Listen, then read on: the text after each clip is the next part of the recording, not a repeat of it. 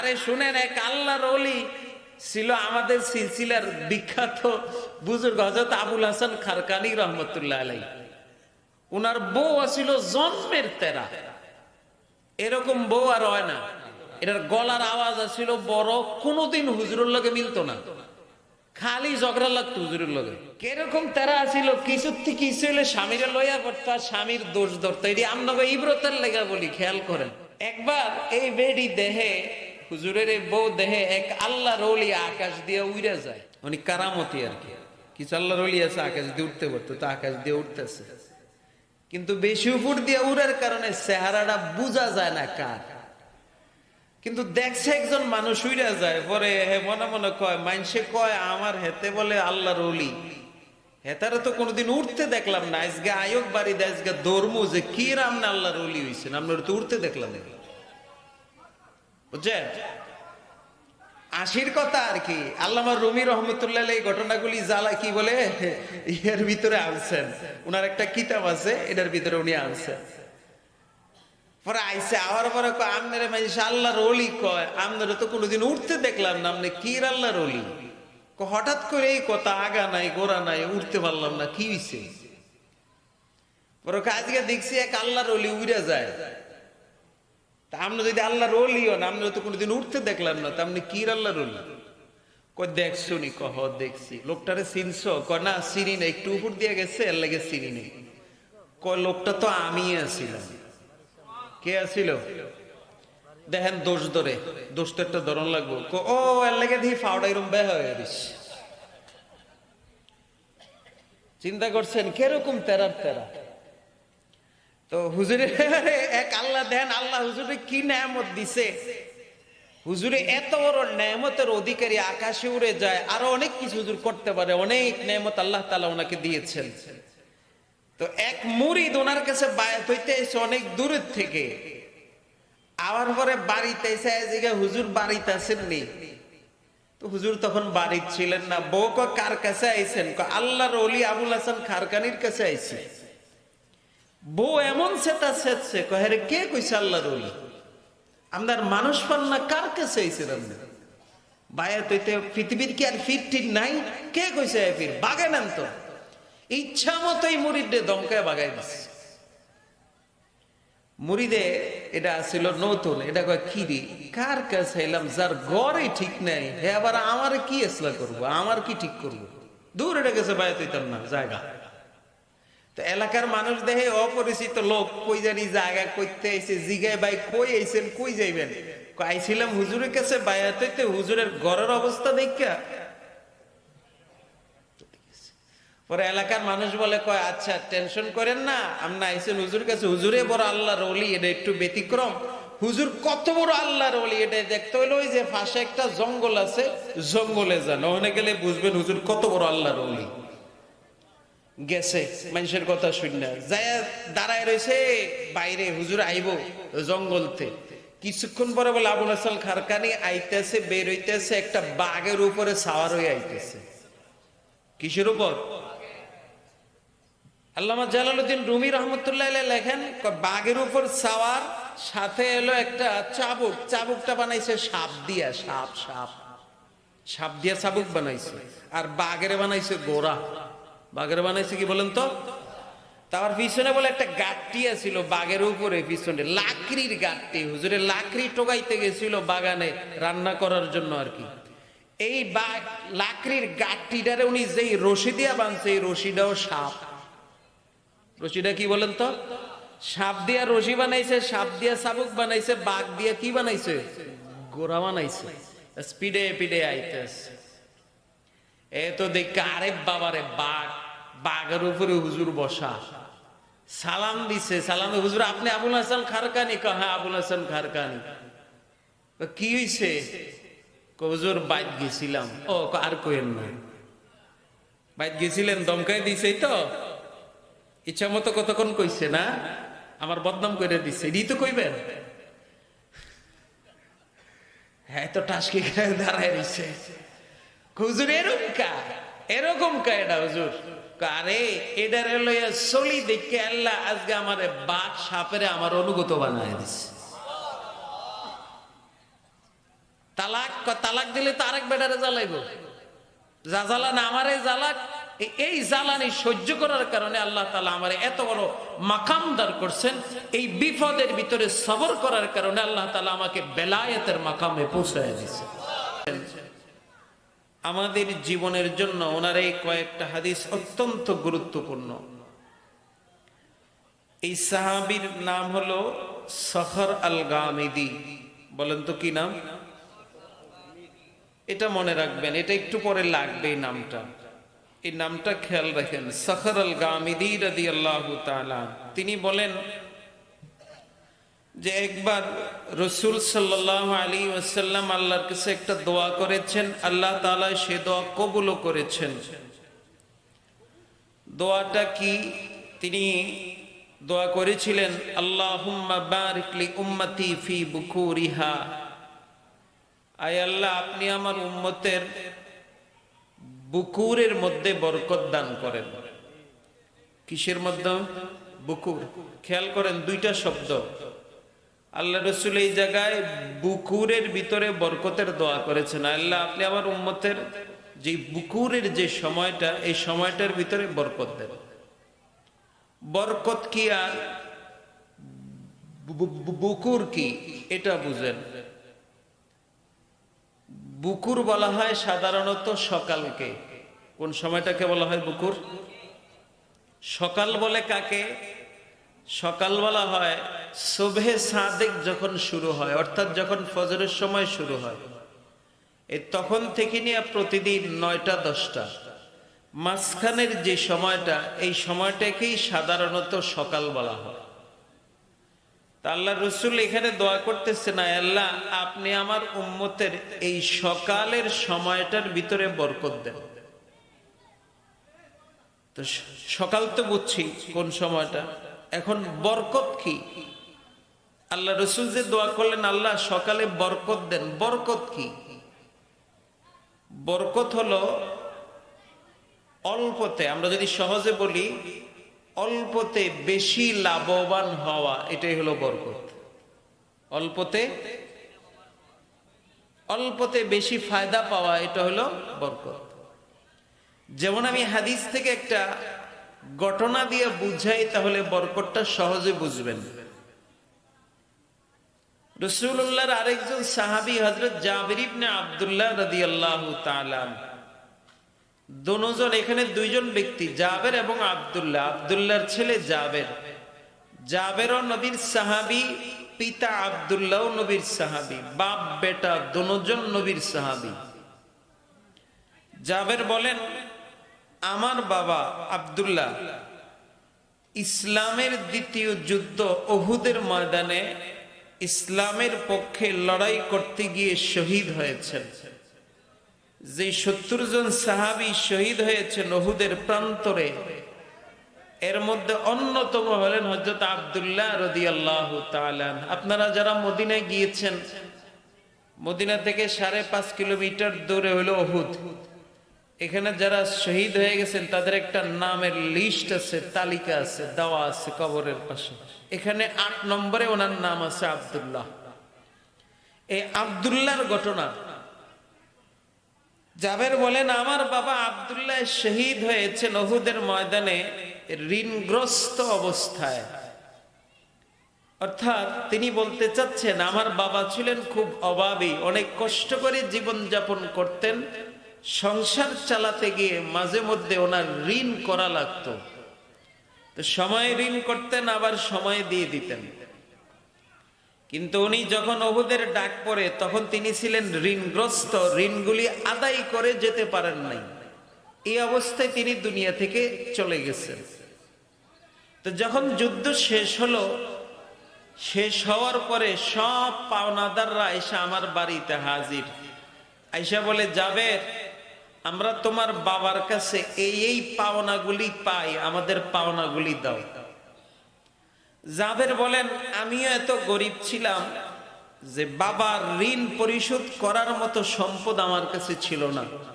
আর আমার বাবাও এই পরিমাণ সম্পদ রেখে যান নাই যেটা দিয়ে ঋণ আদায় করা যায়। এই কারণে কি করলাম, তারা আমাকে প্রেশার ক্রিয়েট করতে লাগলো, আমাদের ঋণ দাও। উপায় না দেখে সমাধানের জন্য নবী মুহাম্মদুর রাসূলুল্লাহ সাল্লাল্লাহু আলাইহি ওয়াসাল্লামের কাছে আসলাম। সাহাবায়ে কেরামের একটা অভ্যাস ছিল, তারা দ্বীনের বিষয় তো নবীর কাছে আসতেন, ও দুনিয়ার কোনো বিষয়ে সমস্যার সম্মুখীন হলেও সমাধানের জন্য নবীর কাছে আসতেন। সাহাবায়ে কেরাম নবীকে দ্বীনের মুরব্বিও মানতেন, দুনিয়ার মুরব্বিও মানতেন। কথা বুঝাইতে পারলাম? আর আমরা এখন ওলামায়ে কেরাম রে দুনিয়ার মুরব্বি তো পরে, দ্বীনের মুরব্বিও মানি না। কি কথা বলেন, ঠিক না? মানি না। দুনিয়া তো হলো পরে, দুনিয়া হলো নিজের ইচ্ছা মতো। দ্বীনের কিছু বিষয় তাও মানি না। হ্যাঁ, এক জায়গায় মানে। কোন জায়গায় জানেন? এটা হলো যখন রাগের মাথায় বউরে 3 তালাক দিয়ে লাইছে, এরপরে হুজুরে গেছে, এর আগে আর আয় না। কি কথা কোন, ঠিক না? বউরে 1 তালাক 2 তালাক 3 তালাক দিছে, রাগের মাথায় দেওয়ার পরে যখন দেখে আয় রে কি করলাম, 3টা ফোলা 4টা মাই এডিলিয়ন কেমনে ছিল, তো দৌড়ে হুজুর কাছে, হুজুর রাগের মাথায় দিয়ে লাইছি, একটু দেখেন না হুজুর, কোন একটা শুরুতে আসেনি বাইর করে। এই তখন আয়, আমি দেখছি তখন আয়, এর আগে আর পাবলিক হুজুর কাছে আয় না। তবু তো আয়ের না এলে কি করার আছে? যদি 3 তালাক লই যদি ঘর সংসার করতেন তো আর কি করার আছিল? এই জন্য এখানে একটা বিষয় একটু ক্লিয়ার করি, এই মাসাগুলি আমার কাছে অহরহ আসে। 3 তালাক রাগের মাথায় দিয়ে দিচ্ছে, হুজুর এখন কি করা, করণীয় কি? খুব খেয়াল করেন, তালাক শরীয়তের ভিতরে এমন একটা বিধান, আপনি রাগের মাথায় দেন, ইচ্ছায় দেন, অনিচ্ছায় দেন, হাসি ঠাট্টা দেন, তামাশায় দেন, যদি পাগল না হন, কি মানে অরিজিনাল পাগল, এটা হলো বেংসা পাগল, মানে পাগলের বাপ ধরছে ওইটা না, অরিজিনাল পাগল। যদি অরিজিনাল পাগল না হয়, পাগল না হইয়া যদি ভালো থাকে, সুস্থ থাকে, এরপরে আপনি তালাক যেমনেই দেন, হাসিতে রাগেতে ঠাট্টার চলে যেভাবেই দেন, 3 কথা যখন বলে ফেলছেন, এই বউ রাখার আর শরীয়তে কোনো সুযোগ নেই। কয় কথা? আপনার কথা তো কয়, সমাজে কয় 3 কথা কয়ে লেছি হুজুর, সমাজে এভাবে বলে 3 তালাক বলেন হুজুর, 3 কথা কয়ে লেছি। এই 3 কথা যখন বলে ফেলছেন, এটাকে রাখার আর কোনো সুযোগ নেই। যদি রেখে ফেলেন তাহলে যত মিলন হবে, জিনা হবে, ওই মিলন থেকে যদি সন্তান হয় তাহলে এটা জারর সন্তান হবে। কথা বুঝেন? এই জন্য একটু তালাক যখন দিবেন একটু হিসাব করে দেন। রাগ উঠলে রাগডারে থামান, এই জায়গাটাত গেলে রাগ হইবই। কারণ আল্লাহ তাআলা মহিলা জাতি করে মারা রাগ করেন না, এটির এরকম বেকা বানাইছে জন্মগত ভাবে। কি হুজুরের বউ কোন, কি সাধারণ পাবলিকের বউ কোন, কি ব্যারিস্টারের বউ কোন, কি আল্লাহর ওলির বউ কোন, সবার বউর আল্লাহ একটু তেরাই বানাইছে। তেরা বুঝেন মানে একটু বাঁকা। কিরকম বাঁকা জানেন? আপনি হের থেকে কোনোদিন সোজা কথা পাইতেন না, খালি বাঁকা কথা পাইতেন। কথার কথা আপনি বাড়িতে আইছেন, দেখেন খানা হইছিনি, তো জিগাইছেন কি গো খানা হইছিনি, তো কইলে তো ওইছে বা হয় না, একটা কি কইব জানেন? হারাদিন খবর নাই, অনেক খানার কথা জিজ্ঞেস দেখতে না যায় ফাঁক করা হয়েছে না, এমনি কইব। কি কথা কন, ঠিক না? আচ্ছা, আপনি বাইরের তেরা কষ্ট করে আইছেন, যখন এরকম কথা কয় তখন মেজাজটা আপনার কিরম হইব? রাগ হইব নি বলেন তো?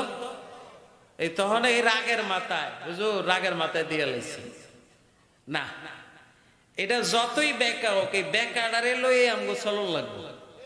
কি কথা কন, ঠিক না? এই বেকাডারে লইয়া চলেন, আল্লাহ তাআলা নাজ নেয়ামত দিবে, নাজ নেয়ামত, বুঝছেন? আমনে হে রাগ হইলো আমনে রাগ হইেন না, হে বেকা কইলো আমনে বেকা হইেন না। আল্লাহ তারে বানাইছেই বেকা, করবেন কি? এটা লইয়া তো চলন লাগবে। আমার মা আমার বোন সবই বেকা, কারোটা কম কারোটা বেশি, কিন্তু বেকা সব দিয়ে একটাও সোজা না। কি রাগ হইছেন আমার কথায়?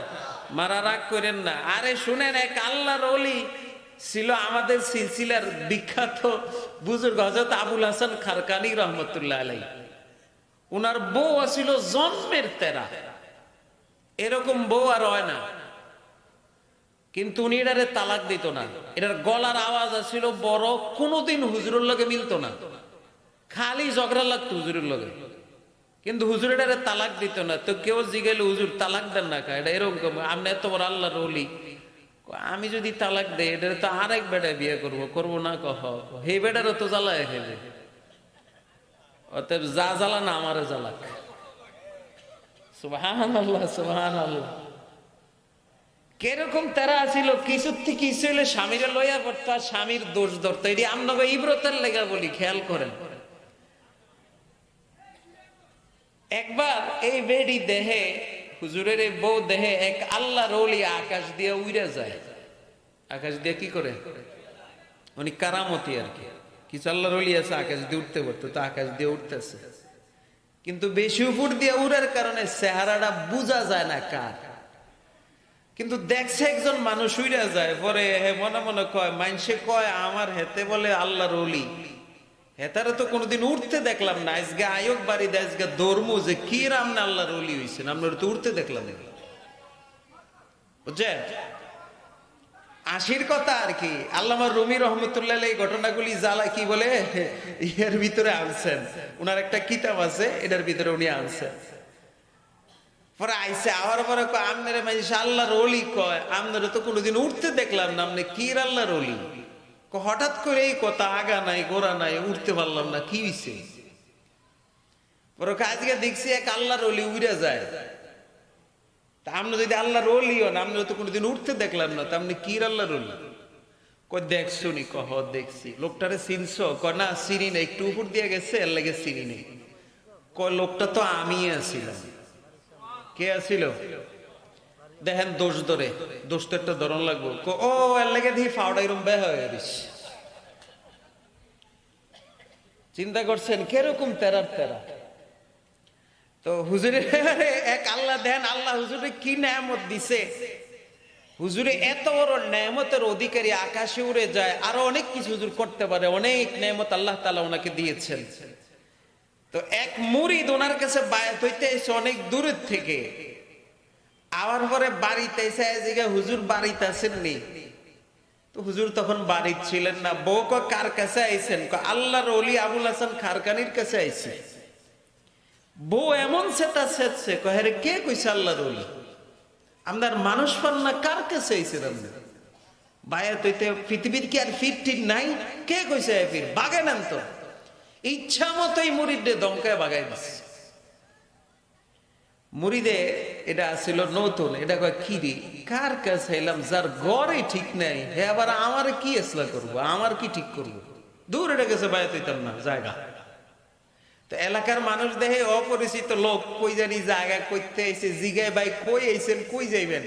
আইছিলাম হুজুরের কাছে বায়াত হইতে, হুজুরের ঘরের অবস্থা দেখা। পরে এলাকার মানুষ বলে, কয় আচ্ছা টেনশন করেন না, আমরা আইছেন হুজুর কাছে, হুজুরে বড় আল্লাহর ওলি, এটা একটু ব্যতিক্রম। হুজুর কত বড় আল্লাহর ওলি এটা দেখতে হলো, ওই যে পাশে একটা জঙ্গল আছে, জঙ্গলে যান, ওখানে গেলে বুঝবেন হুজুর কত বড় আল্লাহর ওলি। গেছে মানুষের কথা শুনে, যায় দাঁড়ায় রয়েছে বাইরে, হুজুর আইব জঙ্গলতে।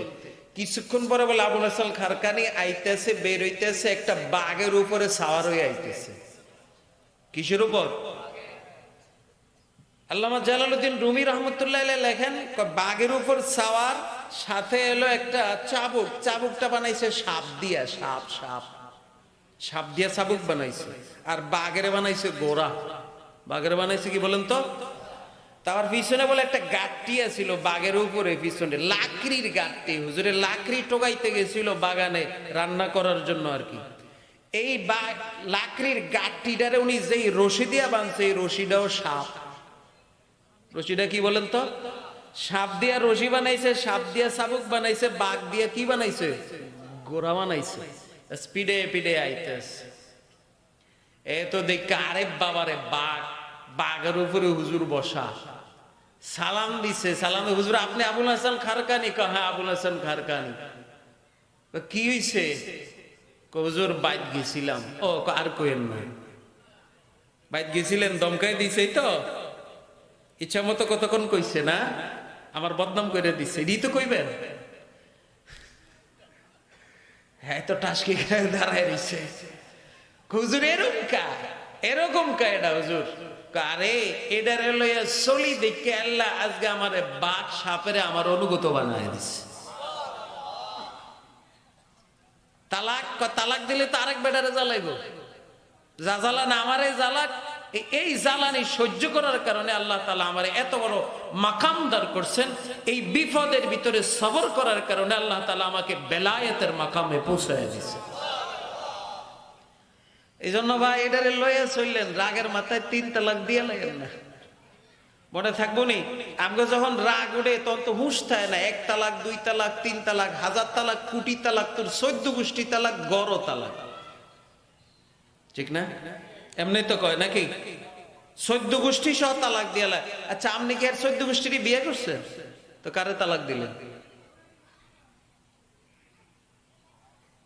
আল্লাহ আমাদের সবাইকে বুঝ দান করো, আমিন বলেন। আর যদি সমাজে এমন কোন লোক থাকেন 3 তালাক দেওয়ার পরে ঘর সংসার করতেছেন, ইন্না লিল্লাহি ওয়া ইন্না ইলাইহি রাজিউন, আল্লাহর হস্তে, আল্লাহর হস্তে ছেড়ে দেন, ছেড়ে দেন। আমি জানি আমার জানা মতে আপনাদের এই অঞ্চলে কয়েকটা ফ্যামিলি আছে 3 তালাকের পরও ঘর সংসার করতেছে। আমি জানি, আমার কাছে আসছিল মাসালার জন্য, 3 তালাক বলে বলছে, আমি বলছি হ্যাঁ আপনি আর এটা আর রাখতে পারবেন না। তো ফতুয়া জনের মন মতো হয় নাই, আরে হুজুরে গেছে গেছে অর্ধেকা মৌলবী, কি মৌলবী, অর্ধেকা মৌলবীর কাছে গেছে, যার পর মৌলবী আরে ধরো কি হয়েছে, রাগের মাথা দিয়ে লাগছিস, তুইও কালিমা পড় তুইও কালিমা পড়, দুজনের নতুন করে কালিমা বইরা মিলাই দিস, বাস ঘর সংসার করতেছে। ইন্না লিল্লাহি ওয়া ইন্না ইলাইহি রাজিউন।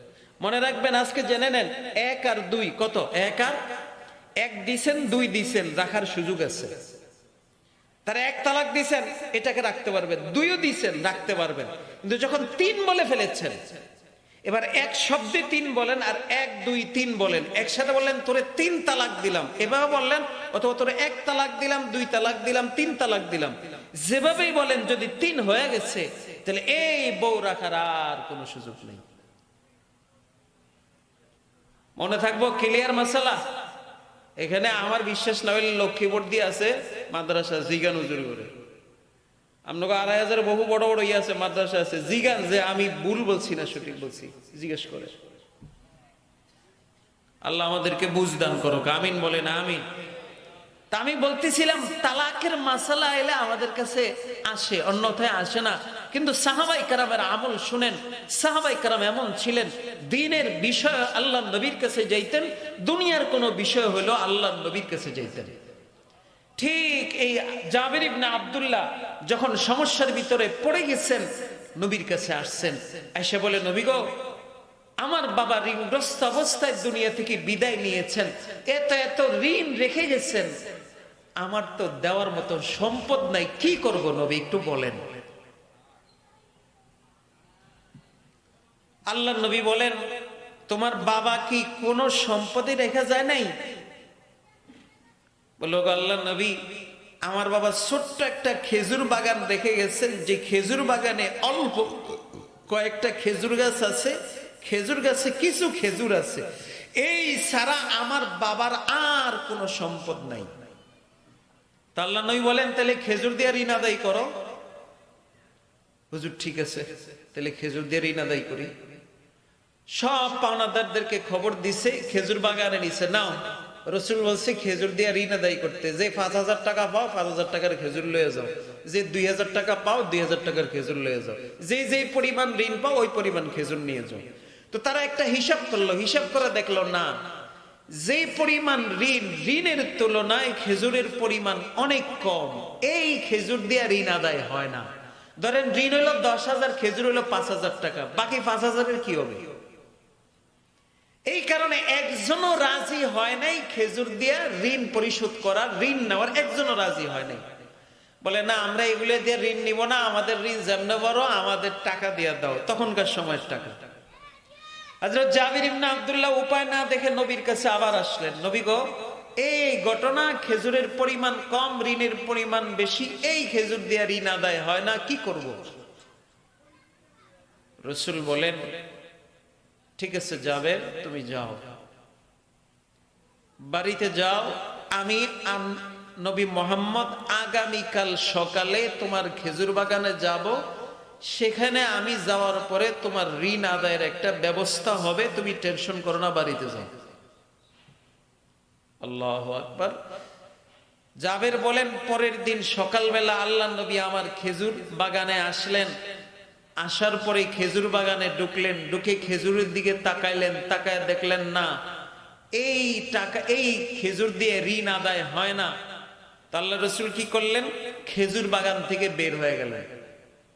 বের হইয়া ধরেন এটা হলো একটা খেজুর বাগান, আপনাদের যেই প্যান্ডেলটা ধরেন একটা খেজুর বাগান। তো রসুল বের হয়ে গেছেন, বের হইয়া খেজুর বাগানটাকে মাঝখানে রেখা খেজুর বাগানের চতুর্দিকে তোয়াফ শুরু করলেন, চক্কর শুরু করলেন। চক্কর করতেছেন আর একটা দোয়া করতেছেন হাত উঠাইয়া, কি? আল্লাহুম্মা বারিক ফি সামারিহা, আল্লাহুম্মা বারিক ফি সামারিহা, আল্লাহুম্মা বারিক ফি সামারিহা। আয় আল্লাহ, আপনি জাবেরের খেজুর গাছের খেজুরের ভিতরে বরকত দিয়া দেন। আল্লাহ, আপনি জাবেরের খেজুর গাছের খেজুরের ভিতরে বরকত দিয়া দেন।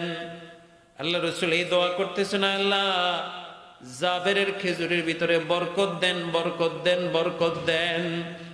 জাবের ইবনে আব্দুল্লাহ বলেন, রসুল কয়েকবার এই দোয়া করার পরে দোয়া শেষ করলেন, শেষ করে এবার আমাকে বললেন, জাবের যাও, এবার আল্লাহ তাআলা তোমার এই খেজুর দিয়ে ঋণ পরিশোধ করার ব্যবস্থা করে দিবেন, যাও তুমি পাওনাদারদেরকে খবর দাও।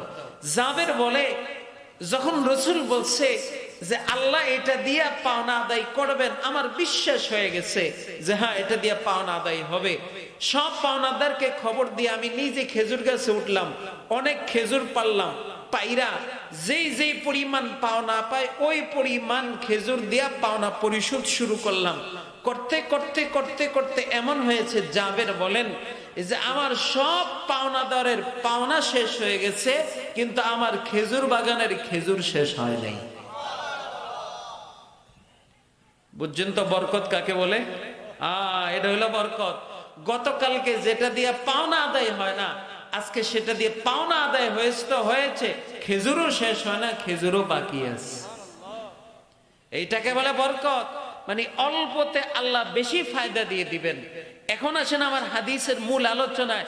আল্লাহ রসুল বলেছেন, আল্লাহুম্মা বারিক লি উম্মতি ফি বুকুরিহা, আল্লাহ আপনি আমার উম্মতের সকালের ভিতরে বরকত দিয়ে দেন। আল্লাহ এমন ভাবে দোয়া কবুল করেছেন, সকালের এই সময়ে বান্দা এখন যেই কাজ করে, যেটাই করে, অল্প করো, অল্পতে আল্লাহ তাআলা তাকে বেশি ফায়দা দেয়। কি ভাই, আমরা দেখছি ছোটকালে আমাদের মুরব্বীরা সকালবেলা ঘুমাইতো না, তারা দিনের কাজে সকালবেলা বের হয়ে যেত, ঠিক না? মুরব্বীরা কইতে পারবে, এখনকার বলাবেন কইতে পারতো না। তারা সকালে বের হয়ে যেত, সকালে কেউ ঘুমাইতো না। জোহরের আগে যে হাল চাষে, সে হাল চাষে বের হইতো, যে ব্যবসায়ী সে ব্যবসায়ী কাজে বের হইতো, যারা মাছ ধরেন না মাছ ধরার লেগে বের হয়ে যেত, যে যেই কাজে সেই কাজে সকাল সকাল কি হয়ে যেত, বের হয়ে যেত। জোহরের পরে কেউ কাজ করতো না, জোহর পরে খাওয়া দাওয়া ঘুমাইতো, জোহরের আগে প্রায় কাজ কমপ্লিট। এটাই ঘটত প্রায় সময়। কি হলো দেখবেন, আমাদের আকাবেররা, পূর্বপুরুষরা, এদের জীবনে যদি এদের আয় ইনকাম কম ছিল, কিন্তু এদের কোনোদিন অভাব ছিল না, এরা কোনোদিন হাই হুতাশ করে নাই। অল্প দিয়া আল্লাহ তাদেরকেও চালাইছে, সংসারও চালাইছে। কি ঠিক না ভাই? আর আজকে আমাদের দেখবেন আয় রোজগারের অভাব নাই, কিন্তু তারপরও অভাব যায় না, ঠিক না? অনেক টাকা আয়, তারপর দেখবেন এখান দিয়া টান, ওখান দিয়া টান, এখান দিয়া লাগে, ওখান দিয়া লাগে, একদিক দিয়ে একটা সমস্যা হচ্ছে। কেন জানেন? মূল কারণ হইলো আমাদের সম্পদের ভিতরে বরকত নাই। কি নাই বলেন? আজকে আমরা আল্লাহর কাছে দোয়া করি, আল্লাহ আপনি আমার মাল বাড়ায় দেন, মাল বাড়ায় দেন, আল্লাহ আমার ধনী বানায় দেন, এই দোয়া করি। কিন্তু এই দোয়াটা কেউ করে না, আল্লাহ আপনি আমার সম্পদের ভিতরে বরকত দেন, এই দোয়াটা করে না। অথচ মাল বেশি হইলে অভাব যায় না, মাল যদি কম হয় কিন্তু যদি বরকত থাকে, তাহলে বরকতের দ্বারা আল্লাহ অভাব দূর করে দেয়।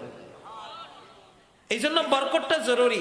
আল্লাহ তাআলা এই সকালবেলা যত বরকত আছে সব এই যখন সুবহে সাদিক শুরু হয় তখন থেকে জমিনে আল্লাহর বরকত পড়া শুরু হয়। এটা একবারেই চলে 8টা 9টা 10টা পর্যন্ত এই বরকত মুষলধারে পড়তেই থাকে। যারা এই টাইমে না ঘুমাইয়া আমলে থাকবে, জিকির আজকারে থাকবে, যার যার কাজে বের হবে, সে অবশ্যই ওই বরকতের অংশটা পাবে। কথা বুঝছেন? কিন্তু আমরা এই টাইমে ঘুমাই, কথা কোন ঠিক না? কেন ঘুমাই? ওই যে রাত্রে দেরি করে ঘুমাইছি এই জন্য সকালে ঘুমাই। আর রাত্রে দেরি করে কেন ঘুমাইছি? টেন্ডেস্টার লগে একটা আছে, ঘুমাইতে দেয় না। কি আপনারা এটারে কি কন? আমি এটা টেন্ডেস্টার করি, আপনারা কি কন? এটা আর কি, এটা এটা এটা এই টেন্ডেস্টার আমারে রাত্রে ঘুমাইতে দেয় না, ঠিক না? কেমনে কেমনে দেয় না ঘুমাইতো? ধরেন আপনি আজকে মাহফিলও আইছেন, খালেদা জিয়া দুনিয়ার থেকে চলে গেছে, তা আপনার খবর নিতে যাবেন, আচ্ছা দিই জানাজা কয়টা কোনটা করে একটু খবর লই, এখন তো লন নাই। তো মাহফিলিতে ধরেন 11টা 12টা যাবেন, যায় শুইবেন, তো আচ্ছা ফেসবুকে 2 মিনিটের লেগে ঢুকি, 3 মিনিটের লেগে ঢুকি। এই 3 মিনিট লেগে ঢুকছেন না, এটা যাইবো 3 ঘন্টা। কি ঠিক না? ঢুকে দেখেন যত এটা চলতে থাকবো, যত তো ঘুম না আইতে আইতে একটা চোখ বন্ধ, এটা মোহের উপর না পড়বো, এত বন্ধ এটা চলতেই থাকবে। কি মিলেনি? আমার লোক কথা কন মিলে? তো যদি আপনি রাত্রে 2টা 3টা 4টা পর্যন্ত যদি মোবাইলে চালান, তা আপনি উঠবেন কয়টা?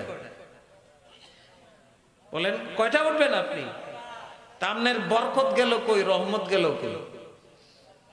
হ্যাঁ, এই জন্য আপনি যদি রাত্রে আগে ঘুমায় যান, সকালে সকালে যদি উঠেন, কথা দিলাম যদি সকাল ওইটা ফজর নামাজ জামাতের সাথে পড়েন, কিছুক্ষণ জিকির আজকার কোরআন তেলাওয়াত করেন, তারপর যদি ইশরাকের নামাজ পড়েন, এই ইশরাকের নামাজ পড়ে না ঘুমায় যদি কাজে বের হয়ে যান, কথা দিলাম আজকের এই স্টেজ থেকে জীবনে আপনার কোনোদিন কোনো অভাব থাকবে না।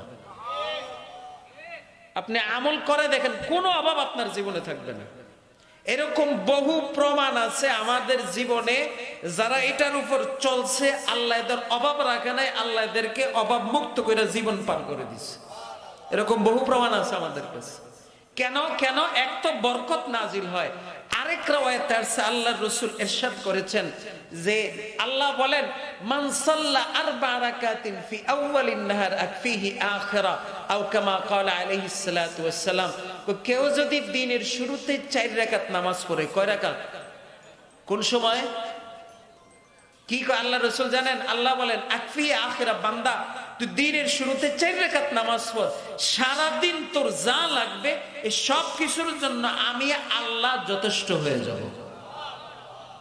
আচ্ছা, আল্লাহ যদি কারোর জন্য যথেষ্ট হয়, তার আর কি লাগে বলে?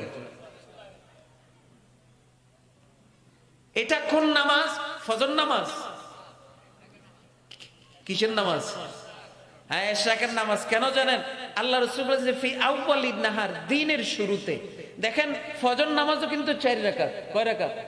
4 রাকাত। এটা কিন্তু ওইটা বলা না, বলছে দিনের শুরু। ফজর হয় কোন সময়? রাত্রের শেষ। ফজর হয় কি বলেন? রাত্রে। দিন হয়ে গেলে ফজর থাকে না, ফজর দিনের আগেই শেষ। তাহলে এটা ফজর নামাজ নয়। আল্লাহ রাসূল বলেন যে দিনের শুরুতে পড়লো, তার মানে সূর্য ওঠার পরে যে পড়লো। তাহলে সূর্য ওঠার পরে 4 রাকাত, এটা কোন নামাজ? মুফাসসিরিনে কেরাম, মুহাদ্দিসিনে কেরাম বলেছেন এটা হলো ইশরাকের নামাজ। তার মানে আপনি যদি দিনের শুরুতে 4 রাকাত ইশরাকের নামাজ পড়েন, আল্লাহর রাসূলের হাদিসের ভাষ্য অনুযায়ী আপনার জীবনে কোনো অভাব থাকবে না। এবং আপনি যদি অসুস্থ হন, কথা দিলাম যদি সকালে না ঘুমান, অসুস্থ হয়েছেন, সকালে একটু ব্যায়াম করেন, জিকির আজকার কোরআন তেলাওয়াতে কাজে বের হয়ে যান, যদি জটিল রোগও হয়, মৃত্যু পর্যন্ত আল্লাহ এটার কষ্ট থেকে আপনারা হেফাজত করব। হয়তো শরীরে থাকবে কিন্তু কষ্ট থেকে আল্লাহ হেফাজত করবে। আর যদি কন্টিনিউ করেন, যদি শরীরে রোগ না থাকে, কন্টিনিউ যদি সকালে না ঘুমান, আমলে লেগে থাকেন, তাহলে কথা দিলাম মৃত্যু পর্যন্ত কোনো কঠিন রোগ শরীরে বাসা বাঁধবে না। কিসের নামাজ? কিসের নামাজ বলেন? এটা কি ফজর বাদ দিয়া না ফজর পইরা? ফজর পইরা, ফজর পইরা, ফজর পইরা, হ্যাঁ, ইশরাকের নামাজ পইরা, জিকির আজকার কইরা, ইশরাকের নামাজ পইরা এরপরে বের হন, ইনশাআল্লাহ কোনো সমস্যা আপনার থাকবে না। প্রমাণ এই যে আমি বলেছিলাম, এই হাদিসের বর্ণনাকারী একজন অখ্যাত সাহাবী, নামটা মনে আসেনি? ওই যে ভুলে গেছেন, মনে করছিলাম, আমি বলছিলাম যে মনে রেখেন, সাখার আল গামিদি বলেন, কি নাম, এই ওনার ঘটনা শোনেন।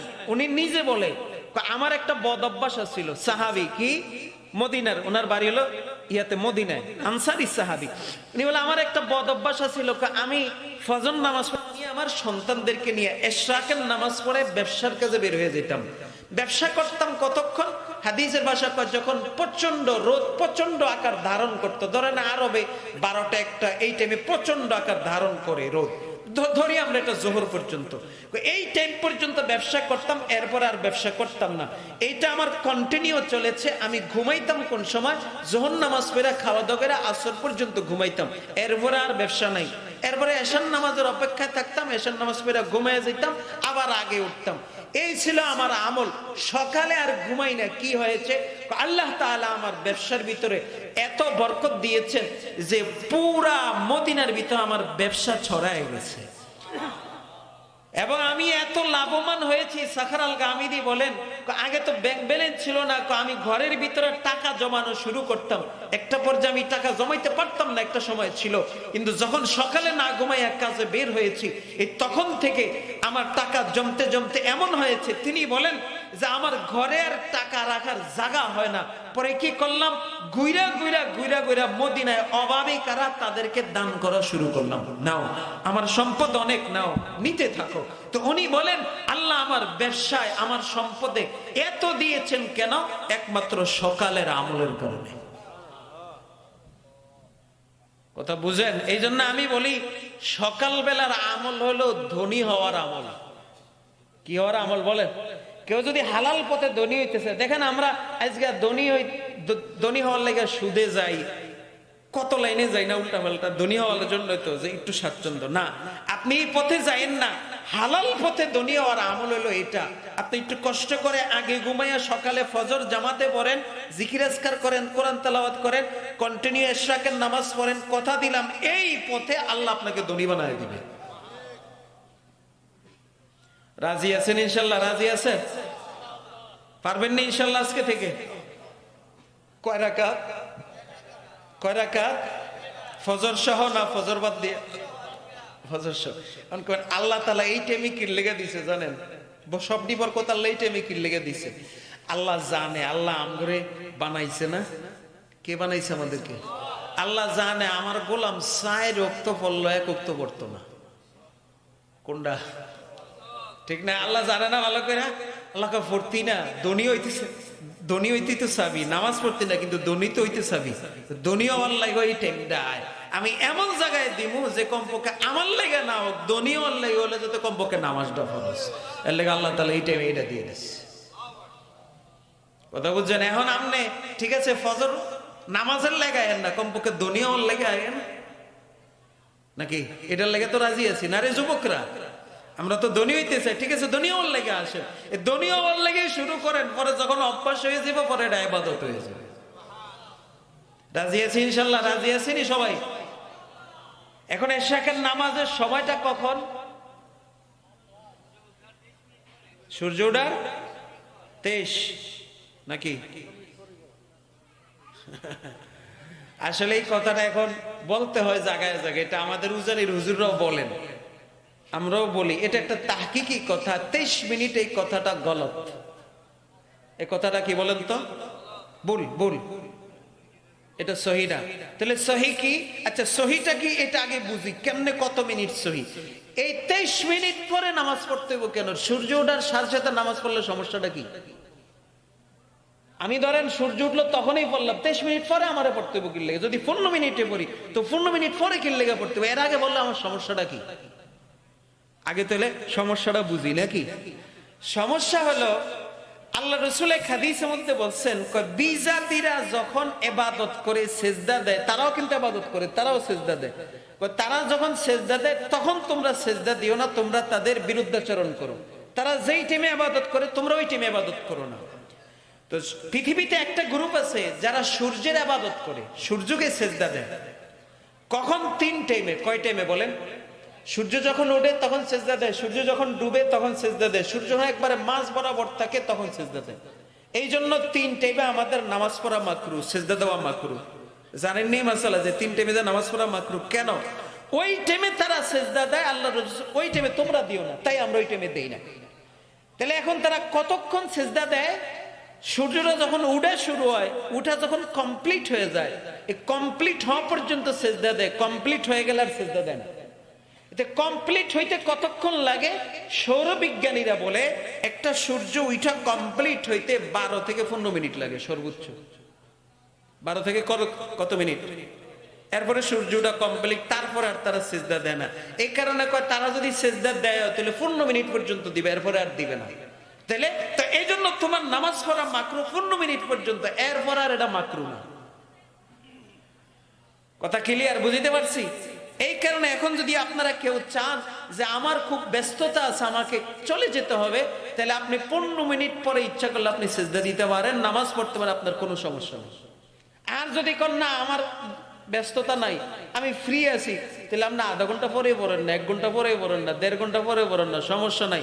ওই 9টা-10টা পর্যন্ত এশরাকের টাইম থাকে, কোনো সমস্যা নেই। কথা ক্লিয়ার? এখন কবেন তাহলে হুজুর ক্যালেন্ডারে যে 23 মিনিট, এই কথাটা তাহলে করতে এলো, জানতে চাই না? মাশাআল্লাহ, সুন্দর কথা বলছেন। তাহলে আইন কইতে আইছে এই কথাটা, এই কথাটা মূলত আইছে ইসলামী ফাউন্ডেশন থেকে। ইসলামী ফাউন্ডেশন থেকে যত ক্যালেন্ডার বের হয় সব জায়গায় 23 মিনিট। ইসলামী ফাউন্ডেশনরা পাইছে কই? ইসলামী ফাউন্ডেশন সর্বপ্রথম যখন আমাদের দেশে ইসলামী ফাউন্ডেশন প্রতিষ্ঠা হয়, তখন তারা একটা নামাজের সময় ঠিক করছে। তো ঠিক করতে যাইয়া তারা এশরাকের নামাজ ঠিক করতে যাইয়া তারা তখন গবেষণা করে দেখছে, তখনকার গবেষণা এটা ভুল ছিল। গবেষণা ছিল এমন যে একটা সূর্য ওইটা কমপ্লিট হইতে 2 থেকে 3 মিনিট লাগে। তখনকার গবেষণা কয় মিনিট? তো তারা পরে ক্যালেন্ডারে লিখছে 2 অথবা 3 মিনিট, 2 অথবা 2 অবলিক, এটাকে অবলিক দেয়, অবলিক এভাবে ব্যাখ্যা করে দেয়, এটা অবলিক বোঝায়, দুইটার যে কোনো একটা বোঝায়। তো 2 অথবা 3 এরকম ছিল আর কি। কে জানি মাঝখান দিয়া এটা এখনো খোঁজ পাওয়া যায় নাই, অবলিকটা কে জানি কাটতে দিচ্ছে। তো 2 আর 3 মিললে কত হইছে? এই যে শুরু হইছে, এই 23 অনচল। বলেন তো এটা কি 23 ছিল না 2 অথবা 3 ছিল? 2 অথবা 3 ছিল, মাঝখান তো অবলিক কাটা দিছে, এখন 2-3 মিললে এটা 23 হয়ে গেছে। বাস এই 23 চলতে আছে, আল্লাহ তুল চলতে আছে। কথা ক্লিয়ার? হ্যাঁ, এটা এখন কাটতে পারে, ওনারা যদি উদ্যোগী হয় তাহলে ওনারা কাটতে পারে। ইসলামী ফাউন্ডেশন থেকে যারা আছে তারা যদি উদ্যোগী হয় তারা কাটতে পারে। কিন্তু তাহকিকি কথা হলো 12 থেকে 15 মিনিট। বলেন 12 থেকে, অথবা আপনি সর্বোচ্চ 15 মিনিট ধরতে পারেন, এরপর আপনি ইচ্ছা করলে এশরাকের নামাজ পড়তে পারেন। হ্যাঁ, কারো ব্যস্ততা নাই, ফ্রি আছেন, আপনি 1 ঘন্টা পরে পড়েন, 23 মিনিট পরে পড়েন, 25 মিনিট পরে পড়েন, কোনো সমস্যা নাই। কিন্তু আপনার কাছে একটা আবদার থাকবো, এটা এমন একটা আমল সারা দিনের যত প্রয়োজন, এই আমল আপনার সব প্রয়োজন কি করে দিবে? পূরণ করে দিবে। এটা এমন একটা আমল আপনি করেন, আজকে থেকে কন্টিনিউ আমল করে দেখেন এশরাকের নামাজ। কথা দিলাম, আপনি যেই কাজে যাইবেন দেখবেন আল্লাহ আপনার ওই কাজে আটকাবেন। আপনি আদালতে যাইতেছেন, এশরাকের নামাজ পড়ে যান, আল্লাহ কথা দিলাম আদালতে আপনি আটকাইবেন না। আপনি সম্পদ কিনতে যাইতেছেন, মাল কিনতে, ফজর নামাজ পড়া, জিকির আজকার কইরা, এশরাকের নামাজ পড়া আপনি যান, কথা দিলাম মাল কিনে আপনি ঠকবেন না। আপনারা যেহেতু ব্যবসায়ী মানুষ, এই জন্য আপনাদেরকে বলতেছি, এশরাকের নামাজ পড়ে না ঘুমাইয়া ব্যবসায় বের হয়ে যান, ওই ব্যবসা আল্লাহ আপনাকে ঠগাবে না, দিন দিন আল্লাহ আপনার বরকত দিতেই থাকবে। আপনি আমল করে দেখেন, মনে থাকবেন ইনশাআল্লাহ, মনে থাকবো। আল্লাহ তাআলা আমাদেরকে আমল করার তৌফিক দান করুক, আল্লাহ আমাদের জীবনে বরকত দান করুক, আল্লাহ আমাদের হায়াতের মধ্যে কি দান করুক। বলেন, অসুস্থ হয়ে গেছেন যারা, অসুস্থ আমরা করে বলি সকালবেলা আদেন, আল্লাহ এই সকালের বাতাসের ভিতরে এমন একটাই দিছে, এই বাতাস যদি শরীরে লাগে তাহলে যদি কঠিন রোগও থাকে এটা স্বাভাবিক হয়ে যাবে। এই জন্য আমাদের একটা কথা আছে, সুবহ কি হাওয়া হাজার বিমারু কে দাওয়া, যে সকালের বাতাস হাজার রোগের মেডিসিন।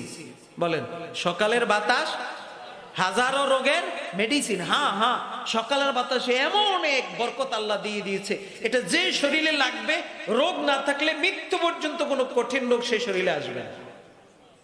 আর যদি রোগ থাকেও আল্লাহ রোগকে স্বাভাবিক করে দিবেন। এই কারণে দেখবেন যারা ডায়াবেটিসের রোগী, প্রেসারের রোগী, এগরে ডাক্তাররা কয় সকালে আডেন। কি বলে না? কেন বলে জানেন? আমি এক ডাক্তারের কাছে গেছি সুগারের সমস্যা নিয়ে, ঢাকা লেভিডে উত্তরার শাখায়। তো উনি সুগার টেস্ট করে দেখে প্রি ডায়াবেটিস, মানে শুরু অবস্থা। উনি কো হুজুর আমনগো ডায়াবেটিস এবো কা? আমি কো কে রোগ কি হুজুর করে ধরতো না? না আপনারা কি সকালে ঘুম থেকে উঠেন না? আমরা কই হ্যাঁ উঠি। আমাদের গবেষণা কয় যারা সকালে নিয়মিত ঘুম থেকে উঠে এদের শরীরে কোনো কঠিন রোগ আসে না। দেখ ডাক্তারে কয়, এমবিবিএস ডাক্তার, সে বলতেছে, আমি কামদারা কেমন হয়েছে কয়টা আমরা গবেষণা পাইছি। আমি এই কথা আল্লাহর নবী 1450 বছর আগে আমগরে জানাই গেছে। এই জন্য আপনি যদি মৃত্যু পর্যন্ত সুস্থ থাকতে চান তাহলে এই আমল সকালে ঘুমানো যাবে না। সকালে আমলে থাকেন, হাঁটার ভিতরে থাকেন, নিজে যেই কাজ আছে এই কাজের ভিতরে থাকেন, ইনশাল্লাহ মৃত্যু পর্যন্ত কোনো কঠিন রোগ আপনার শরীরে আসবে না। আজকের এই স্টেজে আমি কথা দিয়ে গেলাম। এবং আল্লাহ অভাব থাকলে আল্লাহ অভাব দূর করে দিবেন। পেরেশানির ভিতরে থাকেন, আল্লাহ পেরেশানি দূর করে দিবেন। হ্যাঁ, কথা আরেকটা আছে, মনে হইছে বললে যাইতাম, আমার ওয়াজ শেষ, হুজুরকে নিয়ে আসেন। কি আমনে একা ওর ঘুমা থাকলে হইতো না, সকালে বড় জাগানো রাখতে হইব, বুঝছেন? কারণ আমনের বোর রিজিক আপনার মাধ্যমে আসে না, কথা বলেন, আপনার সন্তানের রিজিক আপনার মাধ্যমে আসেন না। তাহলে হেরা হইলো সকালে ঘুমা, আল্লাহ কইব তুই আইসুস তোরে দিমু, কিন্তু জাগো বউ তোর ফোলা আছে এডি তো ঘুমা এডি দিমু কা?